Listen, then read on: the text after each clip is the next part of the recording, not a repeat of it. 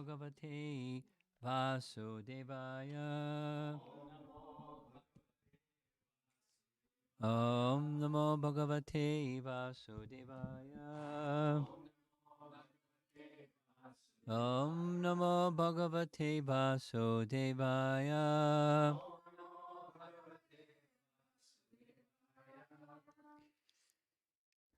A little change of pace from this Memorial Weekend. Back maybe 2 weeks before Ram Navami, we began going through a rewrite of Valmiki Ramayana presented by Krishna Dharma, a Prabhupada disciple. He blends in mostly Valmiki Ramayana, but references from other standard Ramayana texts. And where we ended up before the weekend was Indrajit has been killed, much to Ravana's dismay, after Kumbhakarna and everybody else has been, so he's the only one left. And he went through some mood swings. First was he was devastated. Then he got this bright idea that he would kill Sita. So he went storming with his sword raised, ready to chop Sita. And just when he got there and she was cringing, one of his ministers stopped him.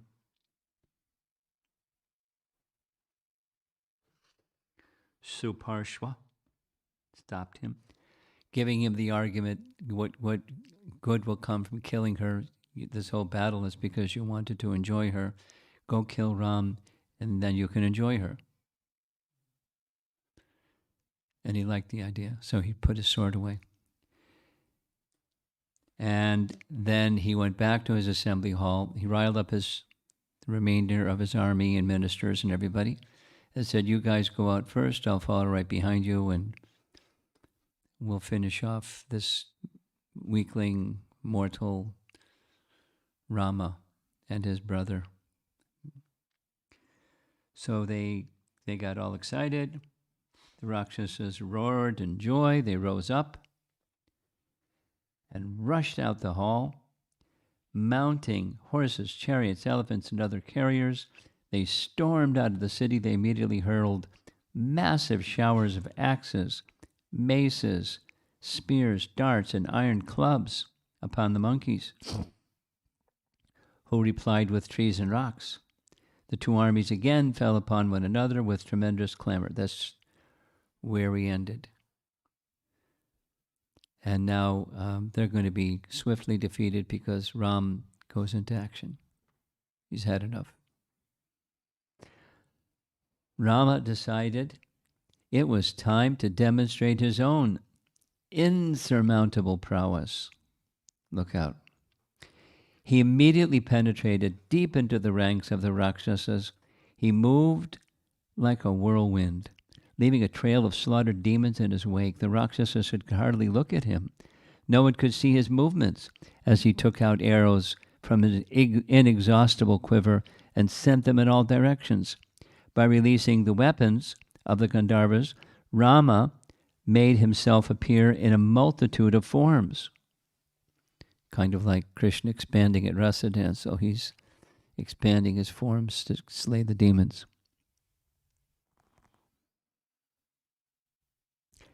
To the confused Rakshasas, he seemed to be everywhere at once. They saw the curved golden ends of his bow whirling like a firebrand and seeming to completely surround them. His arrows flew from all directions simultaneously. They sliced the Rakshasas to pieces. In less than 2 hours, Rama had exterminated 200,000 Rakshasas, which was, he bettered his battle in Janastan. It was about the same duration of time, only it's only 14,000. 200,000.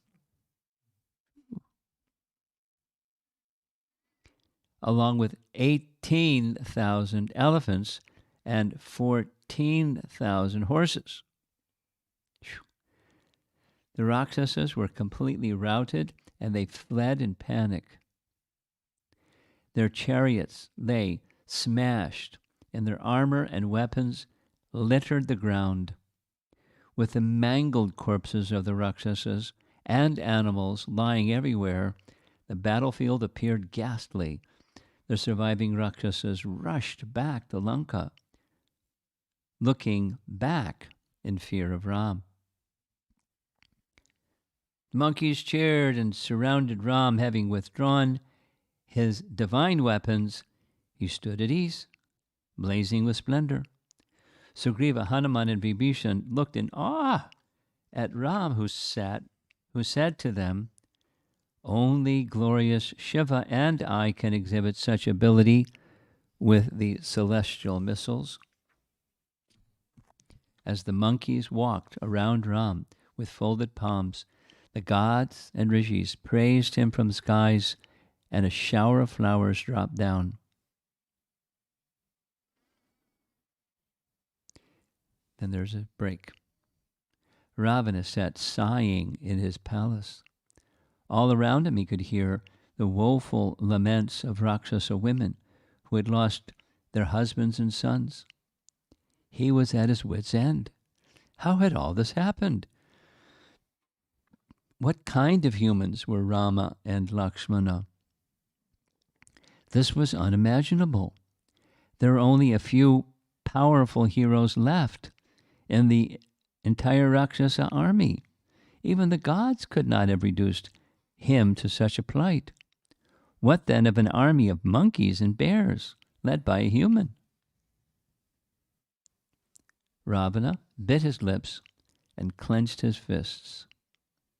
His eyes were crimson, and he snorted loudly, like a losing gambler impelled to stake his all. Nice metaphor. The demon summoned the last of his commanders and ordered them to again march out for battle. This time he would accompany them. Reluctantly, the Rakshasas accepted Ravana's command. They were stricken with terror as they thought of Ram. Seeing his commanders trembling in fear, Ravana laughed and began to speak. With an endless shower of arrows, resembling the rays of the sun, I shall dispatch Ram and Lakshman to Yamaraja's abode. Today, I will avenge my kinsmen and followers. I will wipe out the monkey battalions with waves of weapons, surging like a violent ocean. Heads transfixed on arrows will appear on the battlefield like so many lotuses upon golden stalks.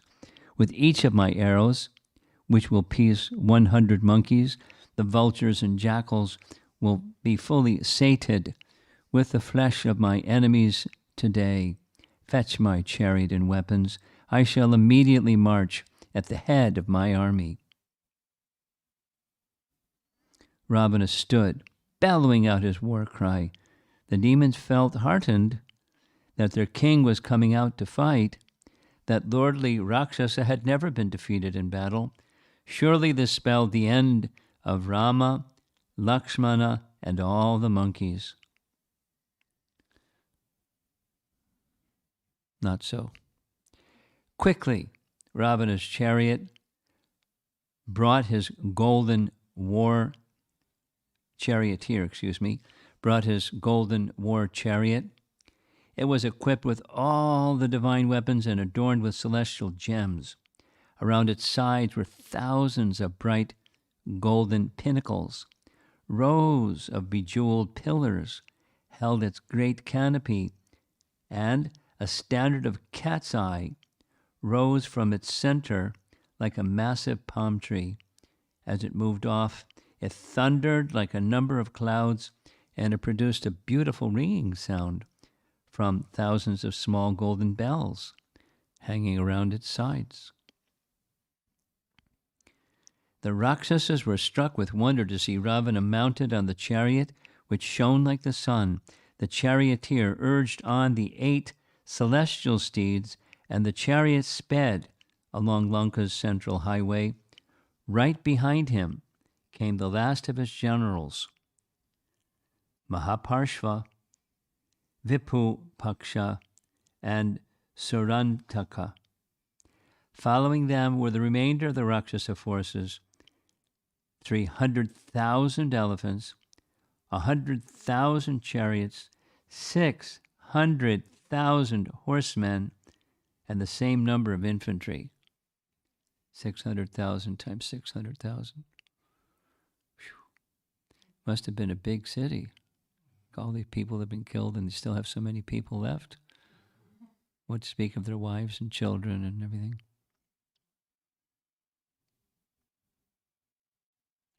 Ravana led his forces through Lanka's northern gate, and they rushed toward Rama's army, sending up loud shouts. Even as Ravana charged, the sun became dim, and the four quarters were enveloped in gloom. Birds shrieked hideously, and the earth shook. Clouds rained blood, and a meteor fell from the sky with a crash. Ravana felt his left eye twitching, and his face became pale. A large vulture perched upon his standard, and crows circled above him. Those are evil omens, by the way. And we've been told again and again, the demons don't pay any attention to it. Mistake. Not minding these fearful omens, Ravana careered, like sped, I guess, madly towards the massed ranks of the monkey army. I mean, he uses some words that are British English. And so, careered probably means sped. He plunged into them, immediately creating havoc. With arrows decked with gold, he severed the heads of thousands of monkeys. Others were pierced in the heart, and still others had their limbs lopped off. Some were crushed by his chariot, and some smashed by his mace. Wherever his chariot moved, the monkeys could not stand and face him. An irresistible hail of arrows flew in all directions from Ravana's chariot. He was as hard to approach as the scorching sun. Soon the battlefield was strewn with the corpses of slain monkeys. As Ravana plowed into the Vanara forces, they fled, tortured by his weapons. The demon king dispersed the simian, that means monkey, ranks like the wind, dissipating clouds. Having cut through the monkeys, Ravana searched for Ram. Sugriva became maddened upon seeing the destruction of his army. He threw himself into the battle and began annihilating the Rakshasas on all sides. Roaring at a high pitch, the Vanara king rushed at the Rakshasas. Whirling a massive tree, he killed them even as the wind of destruction would knock down trees at the end of an age. Sugriva hurled upon the Rakshasas a formidable number of huge rocks in rapid succession, like a shower of hailstones falling upon a flock of birds. The Rakshasas fell by the hundreds, their heads smashed. They appeared like so many crumbling mountains hit by thunderbolts. Virupaksha leaped down from his chariot and challenged Sugriva. He shot 100 fierce arrows at the monkey. The Rakshasa then mounted upon a great elephant and roared. Sugriva turned toward the demon and seized hold of a huge tree. He bounded into the air and brought the tree down upon the elephant's head. The colossal beast staggered backwards and sank to its knees. Virupaksha leaped down and took out his sword. He rushed at Sugriva, who hurled a heavy crag, looks like a mountain peak, at the demon. Dodging the rock, Virupaksha bounded forward and struck Sugriva a terrible blow with his sword. The monkey flew back and fell to the ground, breathing heavily. Coming back to his senses after some moments, Sugriva sprang up and aimed a blow at the Rakshasa with his fist. Virupaksha avoided the blow and again struck the monkey on the chest. Sugriva blazed with anger, swung his hand. With the speed of the wind, he struck the Rakshasa on his temple with the force of Indra's thunderbolt. Virupaksha dropped to the ground with blood streaming from his mouth, nose, eyes, and ears. He tossed about, bellowing in pain, losing consciousness. The Rakshasa gave up his life. 1 down and 4 to go. Headed by Rama and Lakshmana, the chief monkeys fought in a frenzy. Sugriva, Angada, Hanuman, and other principal Vanaras cut down the Rakshasa forces like a field of ripe wheat.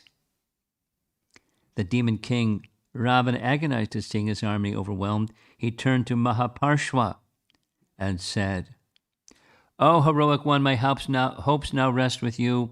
Repay your debt to your master and destroy this hostile army of monkeys.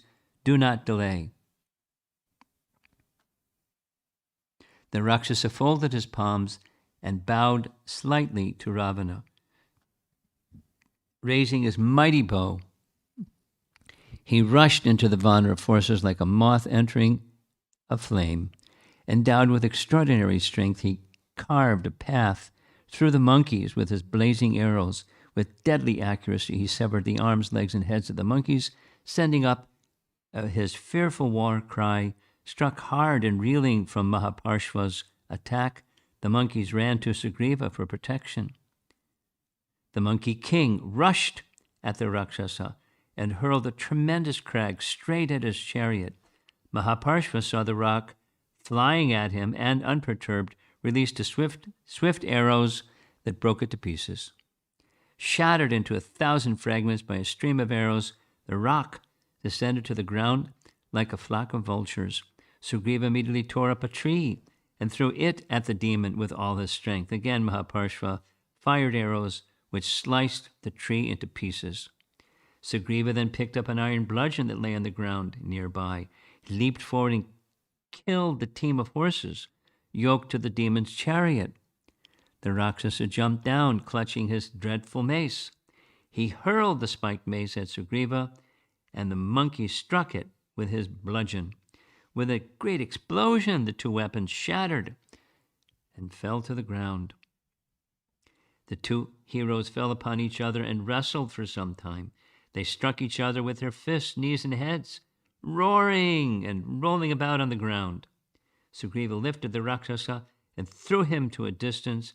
Getting up at once, Mahaparshva took hold of a sword and shield and rushed at Sugriva.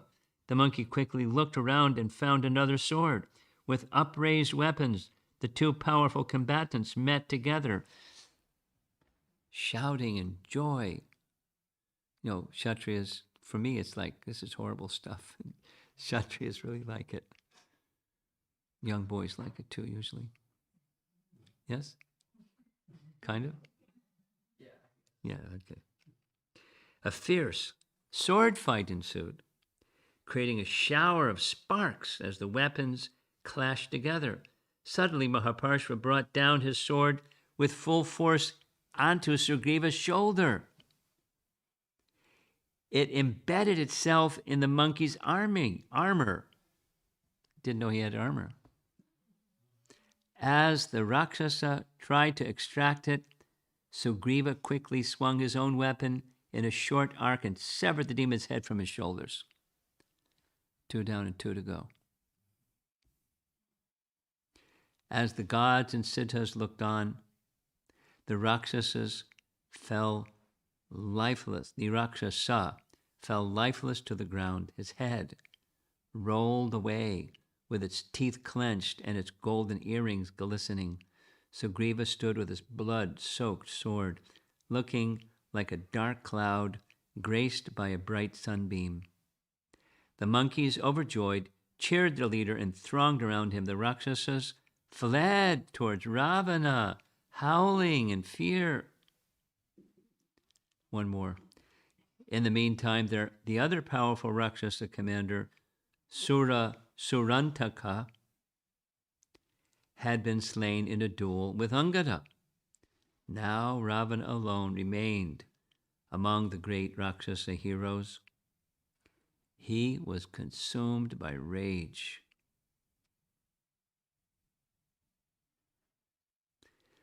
Looking around at his devastated army, he saw Ram and Lakshman fighting in the distance. The demon ordered his charioteer to go toward the princes. As his chariot moved across the earth, it gave off a sound like the rumbling of 1,000 thundering clouds. The ground shook, and the monkeys fled simply from hearing the terrific sound. The demon king took out a brilliant arrow and placed it on his bow. He then invoked a missile presided over by Rahu, a malevolent and powerful enemy of the gods. Ravana released the fearful weapon, which then annihilated the monkeys by the hundreds of thousands.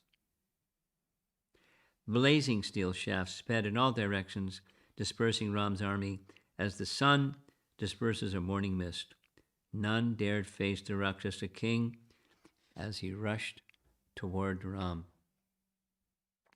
Seeing the demon approach like an onrushing comet, Lakshman sped innumerable arrows toward him. Those arrows could hardly be seen as they screamed through the air, but the demon displayed astonishing dexterity and cut them all down. Ravana went straight past Lakshmana and approached Ram. He loosed a shower of arrows on Ram, which were like venomous serpents with flaming heads. Ram stood on the battlefield like an immovable mountain. He immediately countered Ravana's arrows with crescent-headed shafts that cut them to pieces. Like, how do they do that? Mystical. Ravana continued to send volleys of arrows at Ram, and the prince replied with an equal number of his own. The sky was filled with arrows resembling flocks of golden birds. Ram and the demon circled each other from left to right, each fixing his gaze on the other. They appeared like death personified and Yamaraj himself, meeting for a violent encounter. They completely covered the sky with their arrows and caused a shadow to envelop the battlefield. Both kept their bows bent to a full circle, and both moved with great speed, keeping their arrows trained on the other. Ram's blazing golden armor deflected Ravana's shafts, while the demon's impenetrable mail rendered Ram's arrows ineffective. Seeing his arrows falling uselessly to the ground, Ravana sent 12 fierce shafts, which pierced Ram's brow, with those golden arrows protruding from his head and producing profuse blood. Ram appeared to be wearing a shining crown decorated with a red garland. Impervious to the pain, Ram invoked the Rudrastra, presided over by Shiva, and sent a fearful hail of flaming arrows at the demon. They struck Ravana in every part of his body, seeking out his vulnerable points, but the demon's celestial armor again repelled the shafts, and they entered the earth, hissing like furious snakes. Ravana then invoked the fearful Rakshasa weapon, imbuing it with his own enormous personal power. As he released it, all kinds of strange missiles sped toward Lord Ram.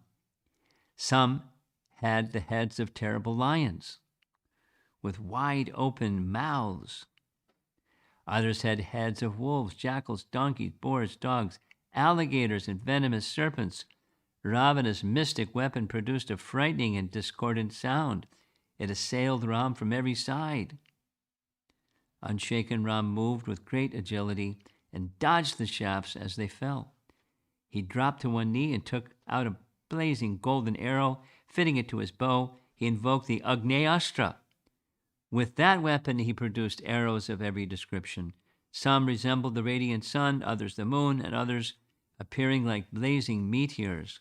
Some flew like flashes of lightning, and some were flaming crescents. Others rose into the sky like shining planets, descending to the earth like brilliant constellations fallen from heaven. Those divine weapons struck down all of Ravana's missiles, which were killing the monkeys all over the battlefield. Ravana blazed up in anger as he saw his wonderful weapons neutralized. He took out another dreadful missile, which had been fashioned by Maya, the architect of the celestial demons, known as Asuras. Mayasura, or Maya Danava. Ravana charged the weapon with the potency of Rudra and fired it into the sky. At once, there dropped from all sides innumerable flaming pikes and maces, along with massive iron clubs.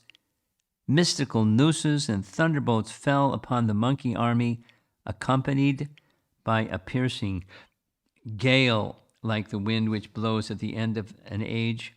That demonic weapon began to annihilate the monkeys. A vast number of blazing missiles directed themselves at Ram, who responded by invoking the Gandharva weapon. Immediately, countless arrows sped like a sheet across the entire battlefield without striking any of the monkeys. The arrows struck and disabled Ravana's missiles. All of them were cut to pieces, and they fell to the earth. Without a second's delay, Ravana employed the Suryastra. It brought into being a stream of large, brilliant discuses, which flew from Ravana's bow. As they rose into view, they lit up all the directions as if hundreds of suns had risen on the battlefield. It's like Star Wars or something like that, something from some animated kids thing. Ram stood firm and pierced every one of the discuses with his own shafts, charging them with a force equal to that of Ravana's weapon. They split apart the flaming missiles and rendered them harmless as soon as they left Ravana's bow. As Ram countered his missile, Ravana sent 10 barbed arrows, which pierced the prince all over his body. Enraged, Ram instantly responded with 100 of his own arrows, which thudded deeply into Ravana's limbs. Lakshmana then came forward and challenged the demon. Raising his bow, he sped a number of shafts at Ravana that cut to pieces the demon's standard, which bore the emblem of a man's head. With a single crescent-headed arrow, Lakshman severed the head of Ravana's charioteer. Then with 5 more well-aimed arrows, he broke apart the Rakshas's gleaming bow. At the same time, Vibhishan leaped forward and struck down with his mace the demon's steeds, which were as tall as hills. Ravana quickly leaped from his chariot and gazed at his younger brother with flaming eyes. He hurled a blazing lance at Vibhishan, which looked like a thunderbolt. But as it flew toward Vibhishan, Lakshmana cut it to pieces with 3 razor-headed arrows. That golden lance, which was bedecked with jewels, fell to the earth like a shower of meteors. Ravana took up another lance, even more terrible than the first. It shone with a lurid glow. Lurid glow? A lurid? What? L-U-R-I-D. What's that mean? Google knows everything.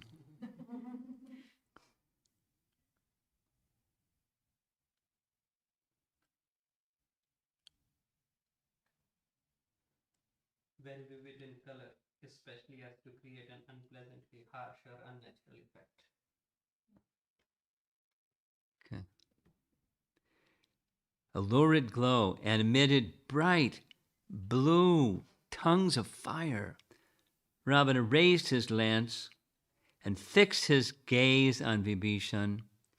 Lakshman saw his friend in danger and covered the demon king with countless shafts. Ravana was stunned by the ferocity of Lakshman's arrows, and he turned to face the prince. He shouted out in anger, "You have saved Vibhishan, but now you are yourself in grave danger, O proud one. Stand ready, this lance made by Maya Danava for the destruction of the gods will pierce your heart, leaving your body only after taking your life."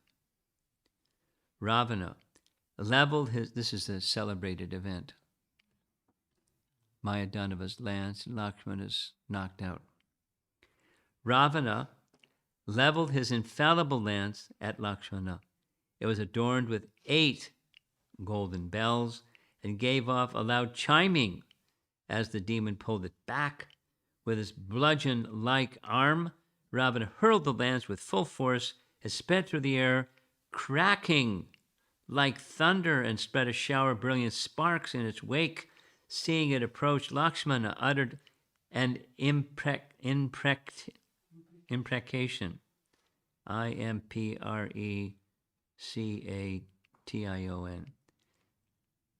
Imprecation. He uttered an imprecation. A spoken curse. A what? A curse. A curse. May you prove ineffectual. May your attempt to take my life fail. May all be well with Lakshmana.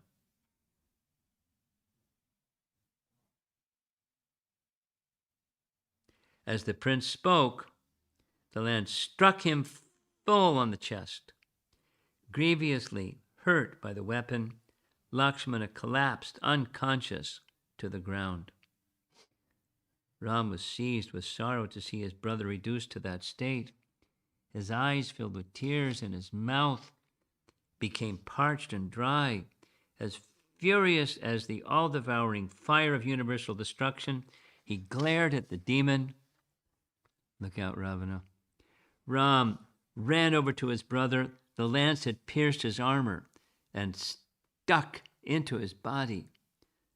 Ram carefully extracted the lance and snapped it in two. He gently lifted Lakshmana and embraced him. As he held the grievously wounded prince, Ravana shot serpent-like arrows at him.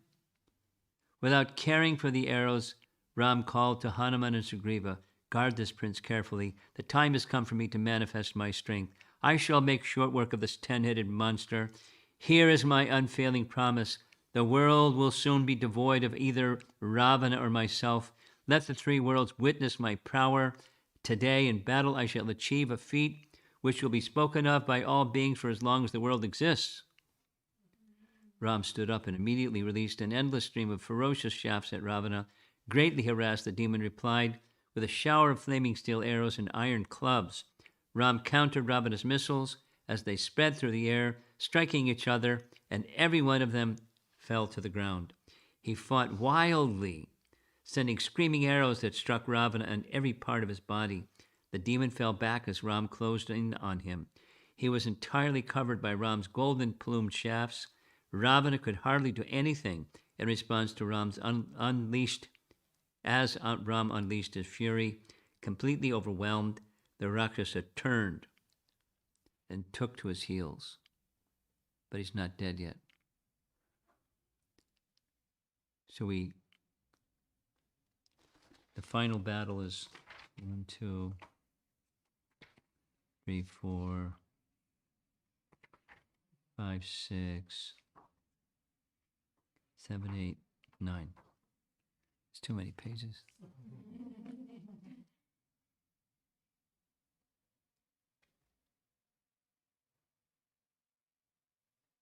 I'll read a little bit, but not the whole thing. We'll have to wait. But we know how it ends. As Ravana retreated in fear, Ram went back to Lakshmana. He dropped down by his side and cradled the prince's head in his hands. Lakshmana seemed dead. The wound in his chest looked terrible, and Lakshmana did not appear to be breathing. Choked by tears, Ram spoke loud, giving vent to his grief. "Oh, how painful it is to see my beloved brother in such a state. My strength is deserting me as I looked upon him lying here. Even if I win this fight, I will feel no joy at all without Lakshmana. Indeed, the prince has followed me through thick and thin. If he has now departed for the regions of death, then I too shall follow him." Ram lamented loudly for some time. What would he say to Sumitra if he returned without Lakshmana? How could he face Bharata and Shatrughna? Surely they would censure him for failing to protect his younger brother. It would be better to give up his own life than hear the reproaches of those most dear to him. Ram fell weeping to the ground. Hanuman raised him up and comforted him. He called for Sushena to the rescue, right? Doctor knows best. The Vanara physician. Perhaps Lakshmana would respond to his treatment of celestial herbs. Sushena approached the fallen prince and examined him carefully. He looked up at Ram and said, "Your brother still lives. See how his bodily luster has not departed, and I can detect the movement of his life air and the beat of his heart, but he needs urgent treatment." Sushena asked for more of the celestial herbs, which Hanuman had fetched from the Himalayas. The herbs were brought quickly, and Sushena administered them to Lakshmana. There's a whole story of that second trip, but it's trip number 2 to get more herbs. It doesn't have the detail, but we read it the other day.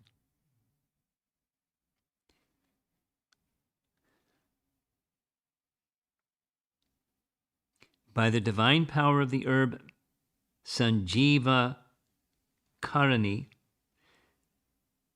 the prince slowly returned to consciousness. Then Sushena carefully administered the herbs Vishalya Karani and Sandhani,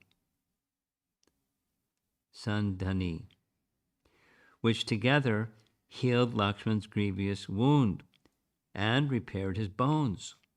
Slowly he sat up and looked around. That was quick. I mean, it's like pages of what happens in between. Ram was overjoyed. He pressed Lakshman to his bosom with tears in his eyes and said, "By good fortune, you have been saved from the jaws of death. If you had died, I would not have been able to carry on this fight." Lakshmana, pained to hear his brother speak in that way, replied, "You have taken a solemn vow to kill Ravana and install Vibhishan on the throne of Lanka. You should not make that false for any reason. Oh, great hero, fulfill your vow at once. Let us see the evil Ravana lying dead on the battlefield, cut down by your arrows." Ram seized his bow. A terrible anger took hold of him. Lakshmana had spoken well. The time for the arrogant demon's destruction had arrived. As Ram looked around, he saw Ravana seated aboard his golden chariot. Having rested, the demon was again rushing at Ram as the malefic planet Rahu rushes toward the sun. From where he stood, Ram immediately shot a steady stream of arrows that shone like fire. They rained down upon the demon, who in turn loosed off torrents of shafts that hissed like serpents as they flew at Ram. I'm just going to read one more page because it's page after page of back and forth stuff. From the sky, the gods observed the combat.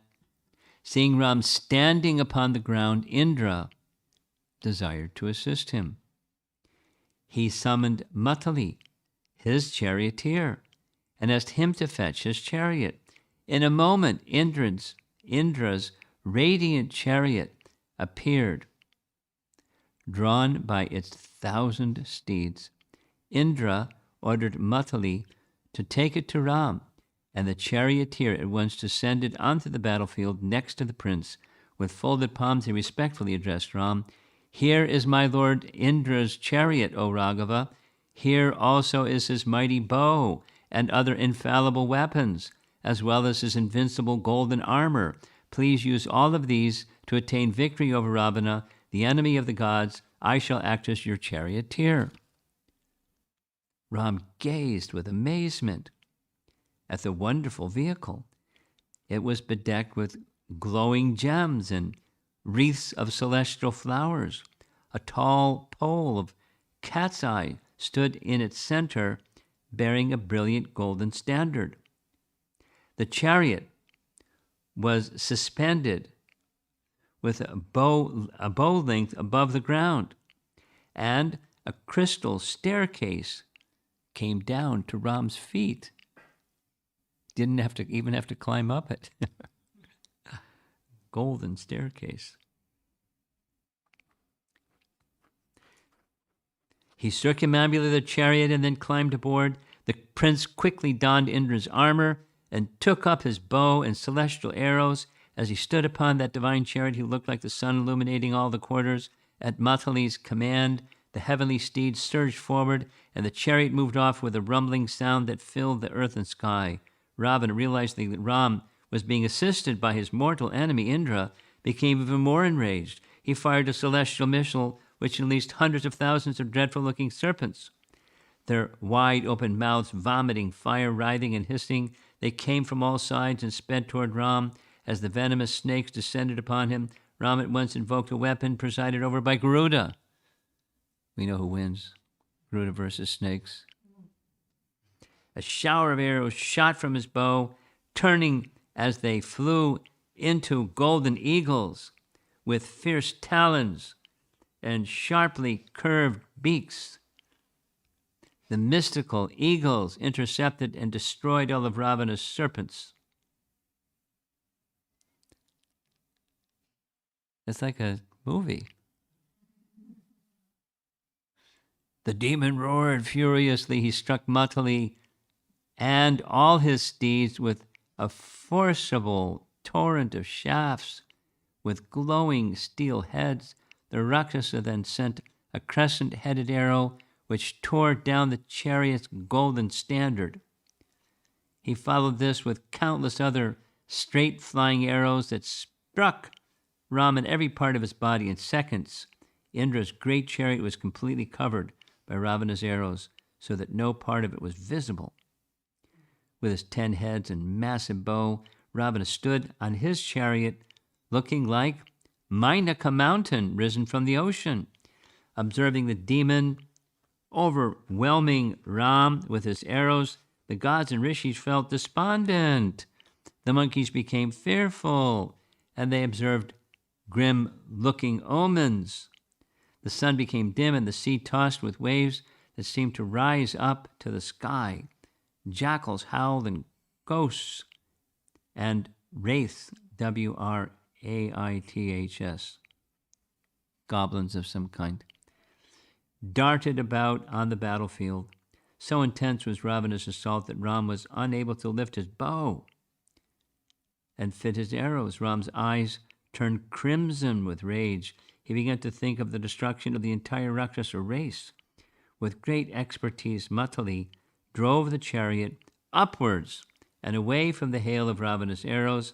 It burst forth like the sun emerging from a cloud. The gods showered blessings on Ram, while the Daityas and Danavas uttered benedictions upon Ravana. I think we'll end there.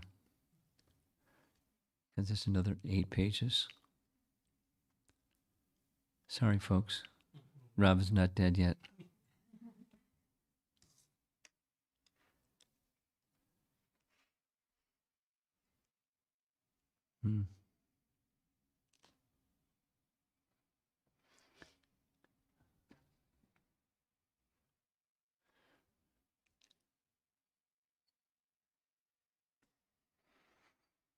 I was listening to one devotee making a very interesting presentation on the occasion of Nrsimha Chaturdasi.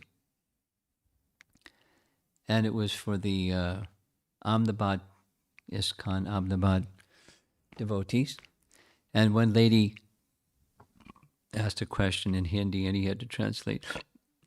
Her question was, for younger people, they like Ram and the stories of Ram because he's the emblem of virtue. But she as a grandmother has a hard time explaining to younger generation people about Krishna. Krishna seems to do mischievous things, and so how to handle that.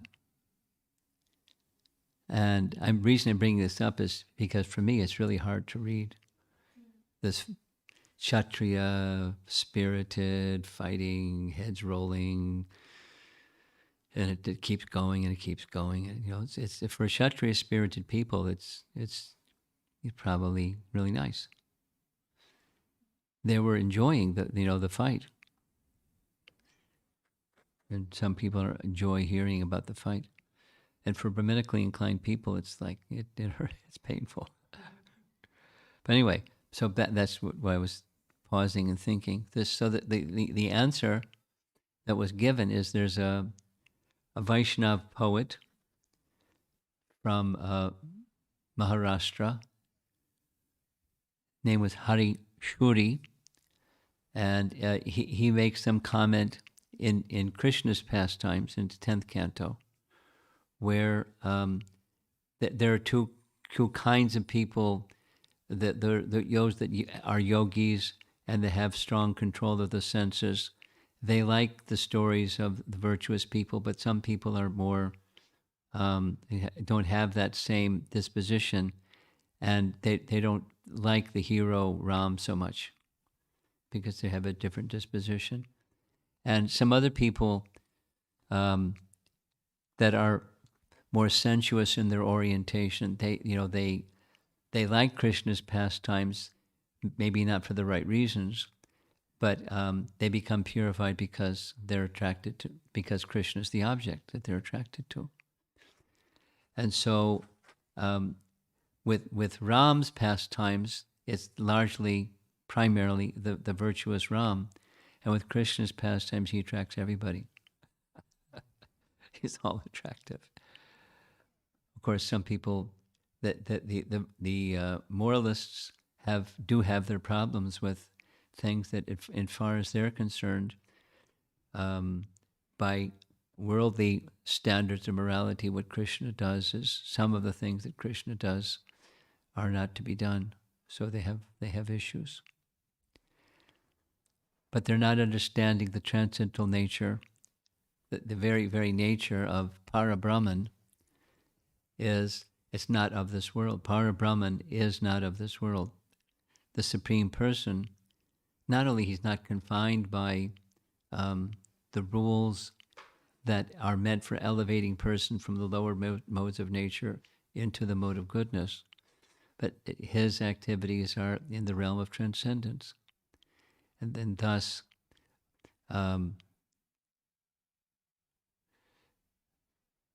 just like the mantra that we recite for purification, Om Apavitra Pavitro Va Sarvavastam Gatopi Va Yasmaret Pundarikaksham Sabhaya Abhyantara Suchihi. Shri Vishnu, Shri Vishnu, Shri Vishnu. The nature of the Supreme Pure is, even if someone is impure, by contact with the Supreme Pure, they become pure. Pavitra and apavitra. Whether purified or not purified, they become purified by smarat, smarana, by remembering Pundarikaksha, the lotus-eyed Lord. And so virtuous people are attracted by virtuous Ram, and some persons aren't virtuous, they don't have the same attraction. And Krishna's all attractive. He attracts everybody. And he delivers everybody. We had this nice discussion.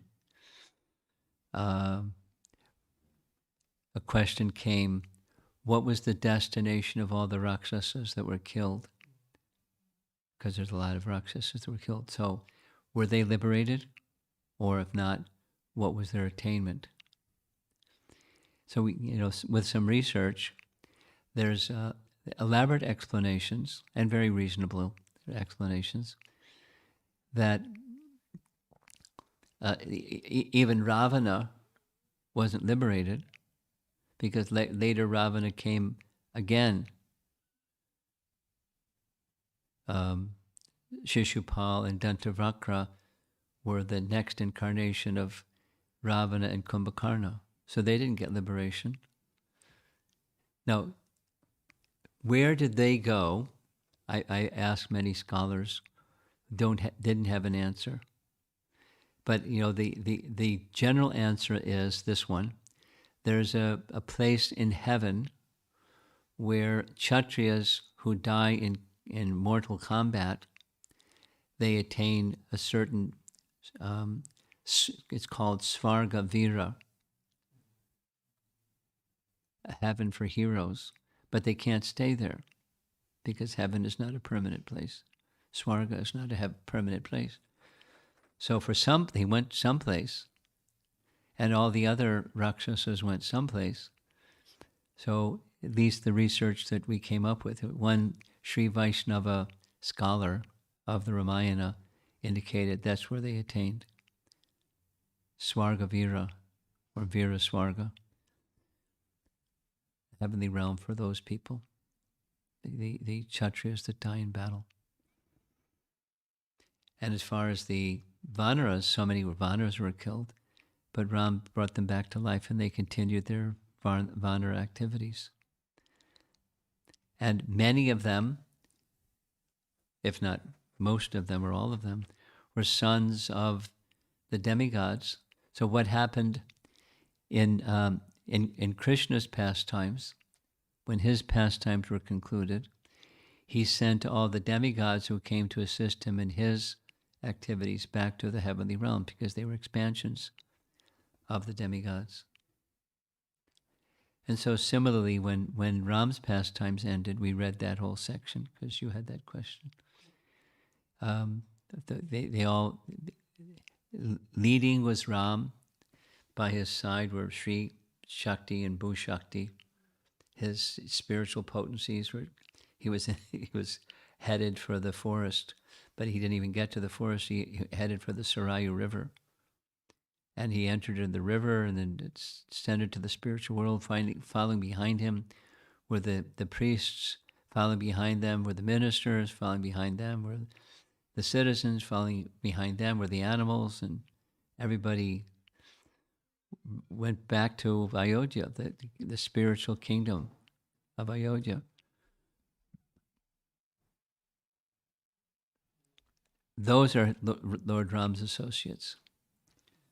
They achieved that, not just celestial or Swarga realm, but they achieved the eternal spiritual realm from that position of being attached to him in service.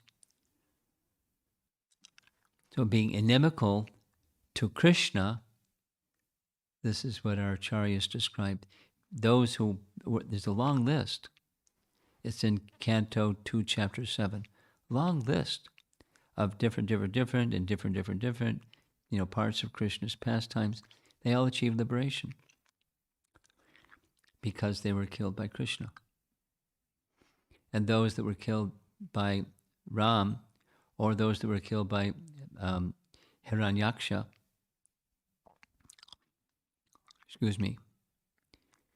Varaha, didn't achieve Vaikuntha. Liberation is a gift given by Krishna. Elevation, what's described as elevation, with greater opulence in their next life and or heavenly existence, that attainment is achieved when killed by other forms than Krishna. But Krishna alone gives this situation in the Vaikuntha realm when demons are killed. So there's a lot of bloodshed going on here. Who can imagine? Hundreds of thousands. What was the battlefield looking like? Frightful. And celestial missiles back and forth, back and forth.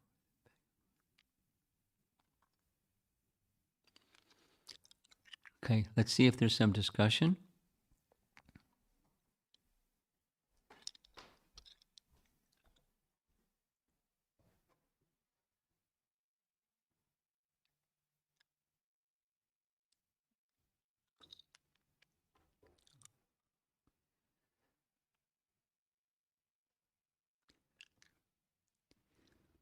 I'm not surprised.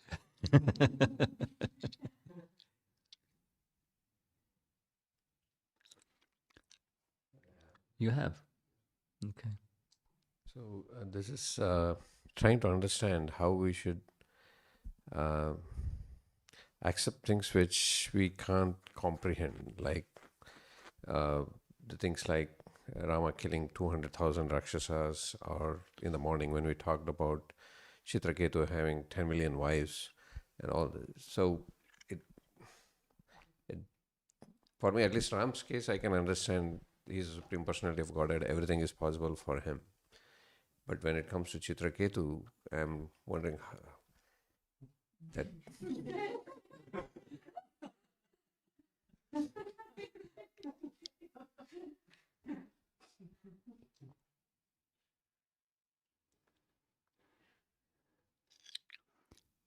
So your question specifically is how to understand those things that are inconceivable. That's your question. Yes, Maharaj, when we encounter those kind of things which Huh. for our small minds don't seem realistic, how do we receive them?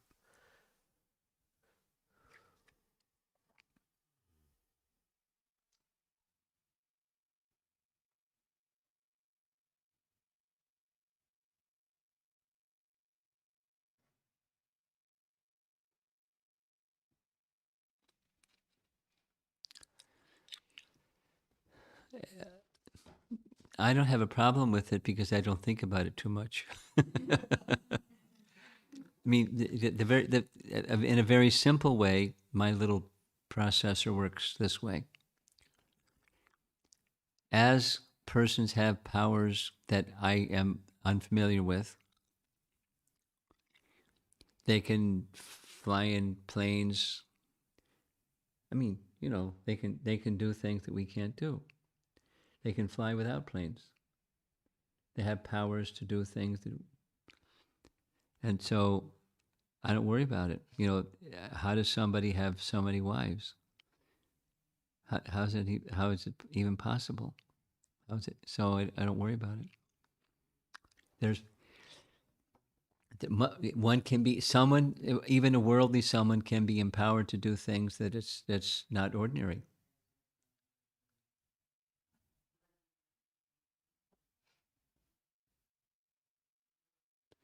We ran across this some time ago, where from China a question came during Bharat Maharaj's life. His life spanned for 100,000 years, something like that. It's not Krishna; it's the king. So how does that happen? He did take some life extension drug or something like that. He was gifted to be able to do that. Some persons have powers that are beyond our, not just Krishna, but some persons have powers that are beyond our comprehension. So where do they get that power from? There's only one place you get such powers. And so can Krishna empower someone to live for such a long time, or have so many wives, or whatever else that for us is like unthinkable? Fly in the sky without, I mean, that's what the Rakshasas do. They don't, they don't need chariots. They don't need a vimana. They just rise in the air and go places, and sometimes disappear. Now, how do we process that? That's not Krishna. That's Rakshasas. They have some mystic power, and so that's how you process. That's how I process it. There are powers that are not normal or not ordinary, or within our experience. Certainly not ourselves, or even outside of ourselves. We don't have any experience of those things, and then we're reading them as if it's like a comic book or something, or a modern science fiction, you know, video movie.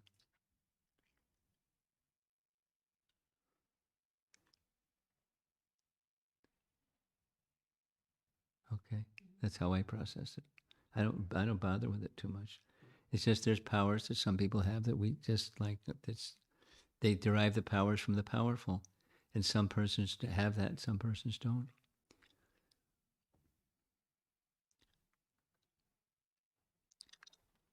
Okay, we have one question.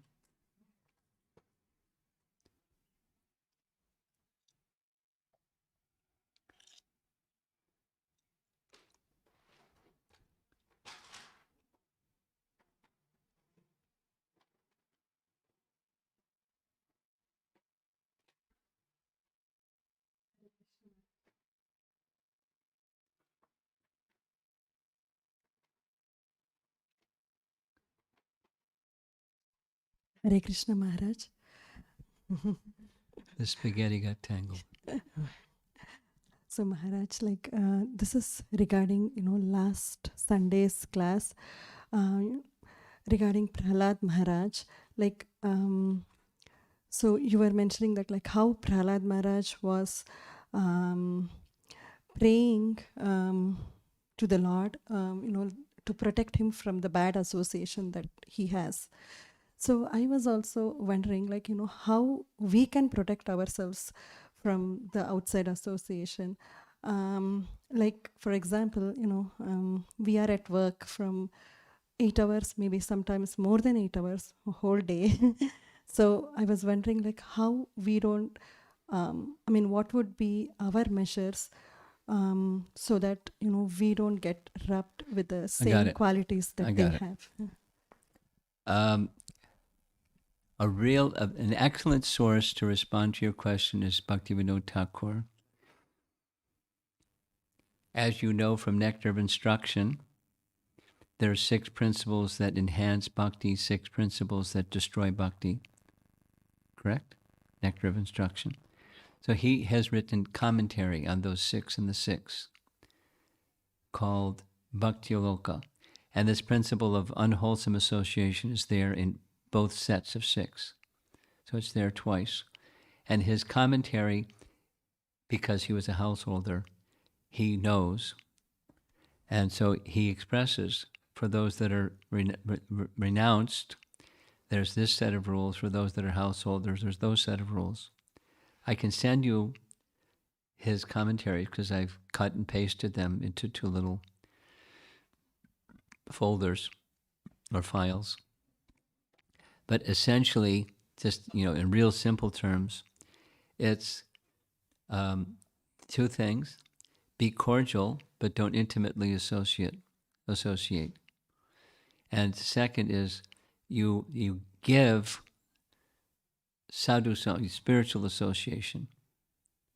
And you may, and even if you don't say it, if that's what's in your heart, that is, say, I would like not just Krishna, please protect me from this materialistic atmosphere here, but let me be your instrument. I don't know how, but if you so desire, please let me be the instrument to pass on some message or some meaning or some mood of bhakti to this workplace. So even if you don't do anything, you're protected because you're in the mood of being an instrument. And sometimes situations, because you're in that mood, doors were opened that weren't even there before. I mean, you see a door that wasn't there, and then the door opens, and it's like, wow. And so it's some opportunity to give some expression of bhakti, simple and soft, but something, so bhakti can begin for such people. You're just looking for the opportunity and to be an instrument. That's protection. And it's different than, let's just say, when purposefully we go into the public for distributing literature, distributing prasadam, or distributing the holy name or something, a festival of some kind or something like that. And we're just, giving Krishna bhakti very, very directly.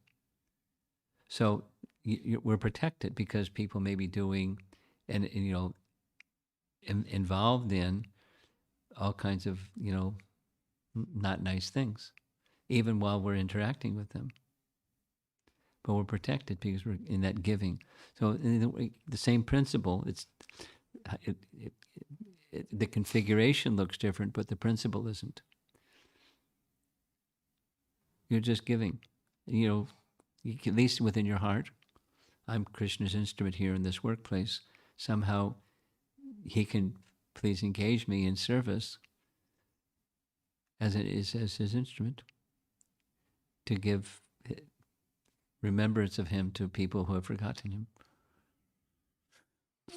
And so then back to the first one, be cordial. So I'll send you those 2. Yes. Hare Krishna, Guru Maharaj. As a follow-up to Mataji's question, like my question is like sometimes an internal battle is going on, like past patterns come up in present, or uh, past habits Yes. try Yeah. to come in the way. So how to, there's a constant battle going on inside, so how to deal with that kind of situation? There's another document. Somebody asked me a similar question 2 days ago, and I sent them. Bhaktivinoda Thakur, once again, in Amnaya Sutra, wrote a little piece that he calls Retraction of Bad Habits. So habits means, it's a rerun. And even you step away from the rerun when, some time passes or you relax and the rerun does the rerun. And that's what patterns.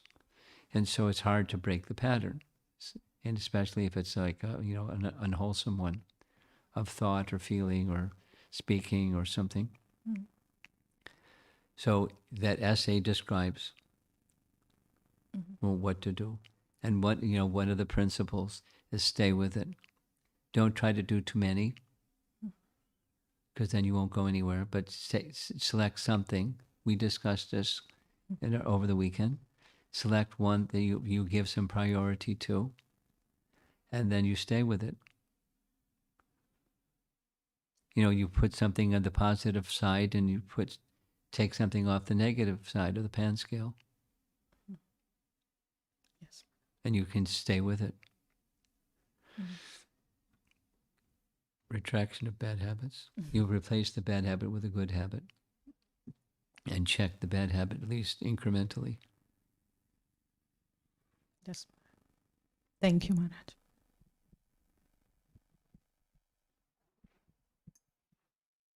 Hare Krishna, Guru Maharaj. So sometimes when we face agitating circumstances, and if it's from outside, it's easy to rationalize, oh, they know not better, or something like, oh, they do not know anything better. But when it happens in a temple situation or a temple circumstance, and it's agitating, and we see that it's affecting some members of the congregation or large members, especially the new devotees, and where I always find the challenge in, like, where does my responsibility as a congregation member end? Like, I don't want, how do we deal with that agitation in the sense? Well, you're asking 3 questions at once. Yes. One is how you deal with the agitation. Another's your responsibility as a congregation member. And then what about, the people that are being adversely affected? Yes, Maharaj. And also how to... Well, don't give me 2 more things. Okay. I mean, Shubra has this phrase she calls the rescuer consciousness. And, that immediately it's false ego. And you're not going to you're not going to be helpful to a situation entering into it covered by false ego.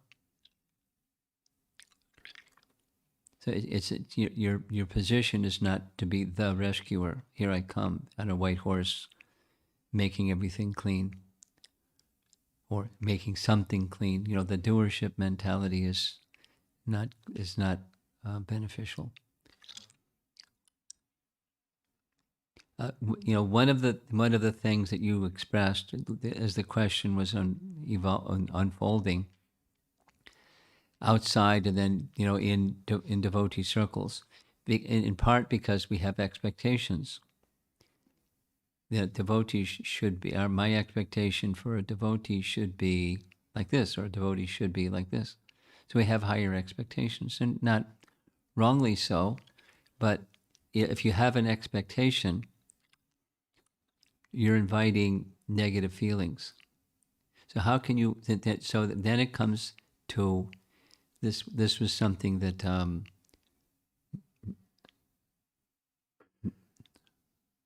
Vrindavanath?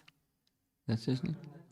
Yeah, he and I were discussing, you know, whether it's the workplace or out, within some devotee circle. One of the important lessons for you and for others is perform your duty without attachment to the results of the duty.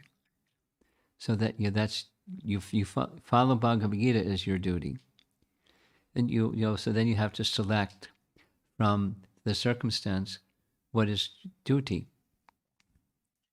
without being the rescuer conscious person.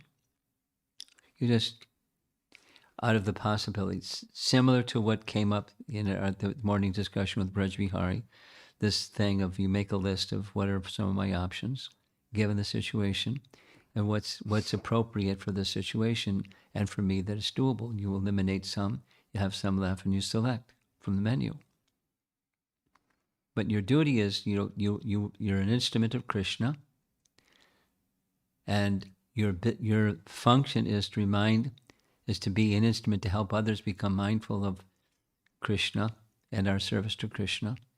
That's the mood. It's not fixing somebody or something that's broken and make it not broken or something. Just being an instrument of that mood and what's appropriate for the circumstance and your capacity and and everything. That's what your duty is, without expectation of results. Yeah, it's another principle is one of the best ways. This is not like a Bhagavad Gita verse, but kind of experience. One of the best ways to displace dysfunctionality is functionality, or be part of that which is what you think should be happening. Or Mahatma Gandhi's phrase is something like that too. I don't know exactly the wording of it, but be that which you would like the world to be. So that's your duty, without attachment, offering the results to Krishna as a service to Krishna.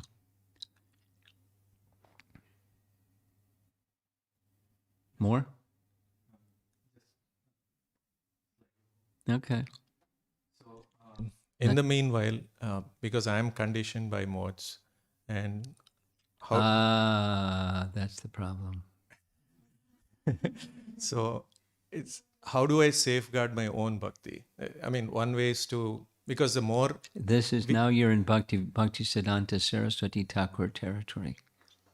Physician, heal thyself.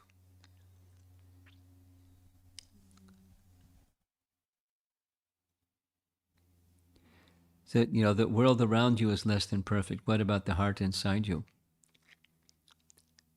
There, this phrase, there's the area of concern, and then there's the area of influence. And the influence is your own heart, not somebody else's. Somebody else's heart may concern you. What about your own heart? That's your field of activity. And make it clean. And don't, neglect that while you're running around trying to make other people clean. Because it's hurting other people who are innocent because they're not clean. Meanwhile, I'm not clean.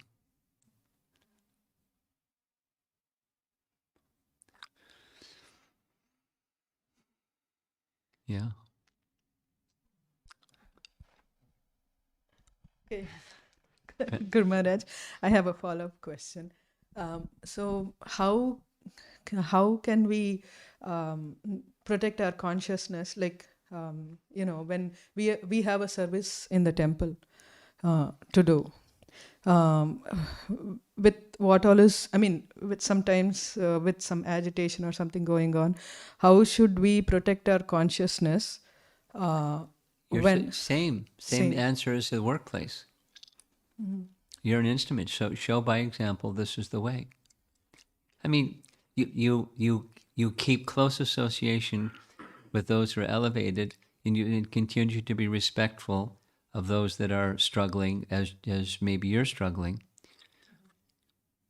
Show them the respect that, you know, that purport their spirit souls also trying to do some service in a less than perfect way, with a less than perfect heart. So be respectful of that effort of service, and you may not draw yourself in close to that association as you would to somebody who's not struggling with those things, or, you know, is more spiritually evolved, more sadhu-like in their character. But you continue to respect, you just don't intimately associate with. And you can try to be an example, to be the servant of the good example. Be a perambulatory Bhagavad Gita when you're doing your service at the temple. You know, remind yourself of what the teachings are, live by the teachings. And what other people are doing, not doing, doesn't stop you or create you to become a great devotee. You know, it's shelter. And teachers and teachings, proper teachers and proper teachings. Then you're protected, and you're just, be careful to not make offense and not be judgmental. Be a good example.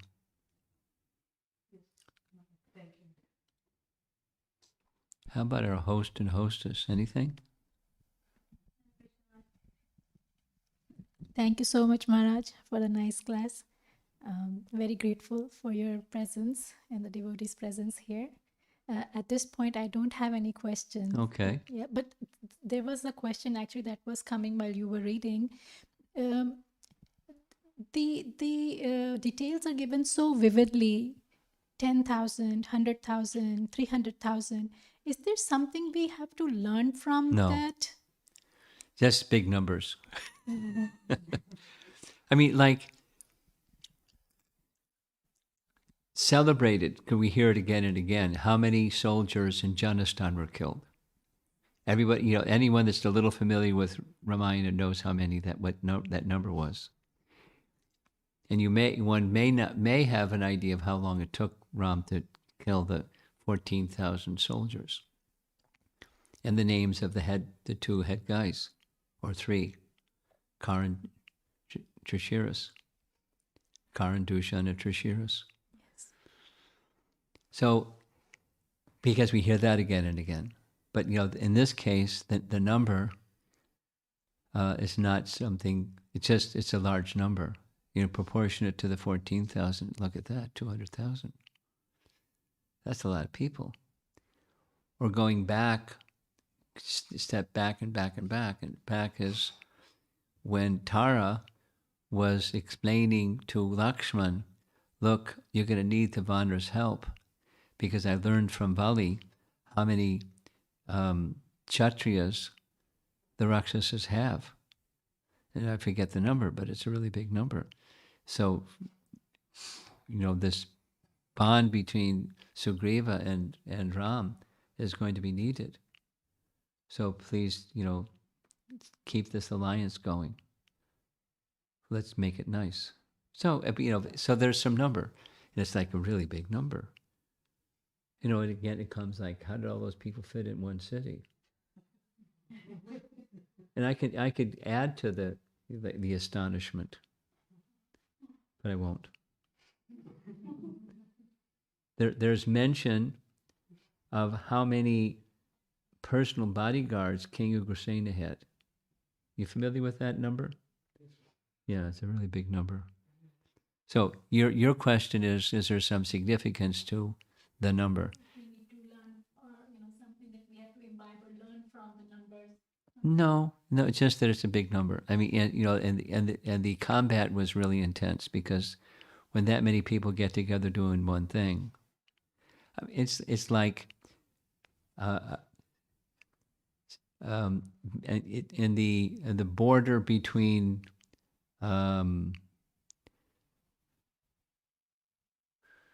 Russia and what's the other country that they were encroaching on?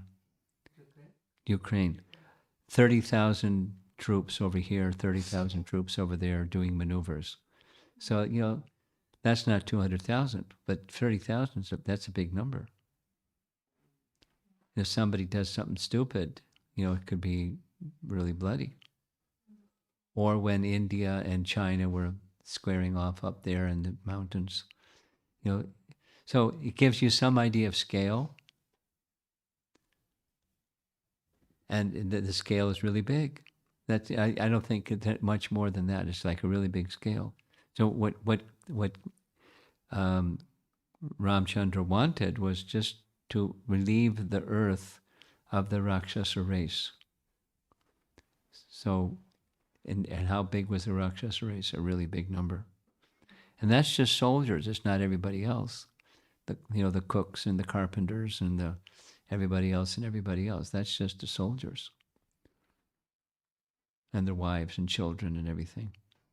So it's a big deal. That's what you take from it. May I ask one more Sure, question? sure. Maharaj, can you please elaborate on when you say be an instrument in Krishna's hand, like at workplace? If you see something is going on, you just pray to the Lord, and let me be an instrument in your hands. Yes. So, how do I, again, the doer mentality, not the doer mentality to come in, do I do something or do I wait for something? You're going to do something anyway, and you have some choices to make of what you're going to do or not do, because not do anything specific to some chaos that's happening in the workplace, that's a choice that you can choose, not just be stuck, but make the choice. I don't think it's appropriate at this time, or I'm not really clear at this time what should be done. Maybe there's something that should be done at a later time. And then you start making your choice. But when you're in the mood of being a servant of Krishna, Yes. then the exercise of choices will begin. And then you'll get more choices in the menu if you're being thoughtful about what are my options for pleasing Krishna. So when your heart is oriented towards that, being the servant and instrument of Krishna, there's intelligence is higher, and the choices become clearer, and making better choices becomes more effective or more wise. And you may not get it perfect, by making the options and making choices. But as life progresses, thinking of oneself as the instrument of Krishna's will, you're simply his servant, a little tiny servant here. How can I be of service to you?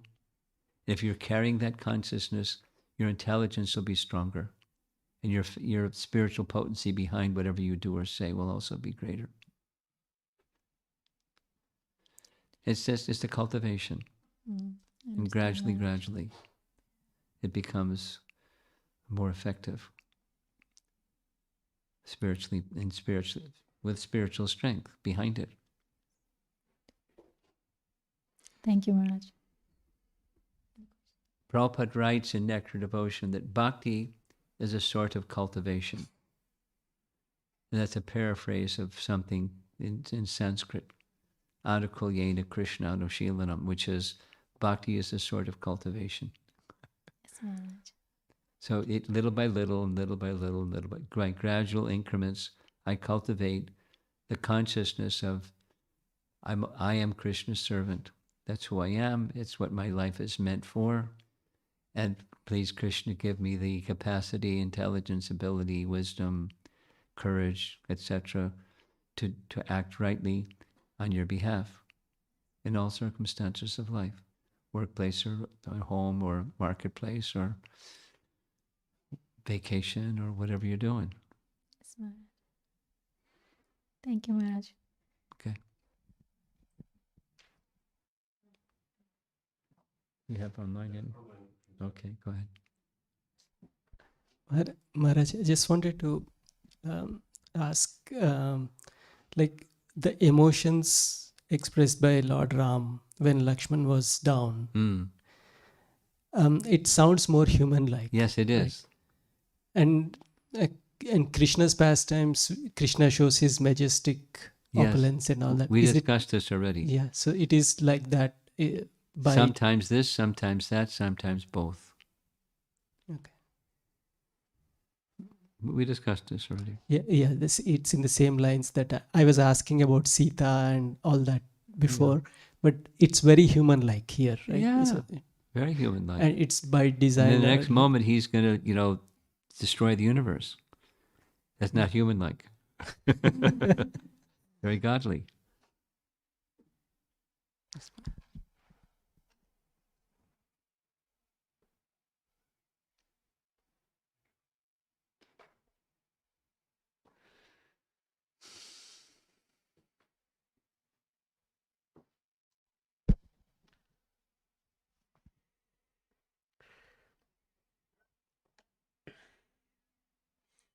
This is from Snehavalli Devidasi. And he says, Hare Krishna Guru Maharaj, in the document Shakti Shila weapon, which you forwarded earlier, it says that when Ravana released the Shakti Shila weapon on Lakshmana, Lord Ram says that Lakshmana be saved from the weapon. I would like to know why this didn't happen. We heard about Lord's potency, Satya Sankalpa Shakti, according to which things happen as Lord desires. Thank you. He was saved. But there was peril in between. But he was saved. And this is from Amara Devidasi. She's saying, what is the import of such detailed explanations of Lord's battle moves?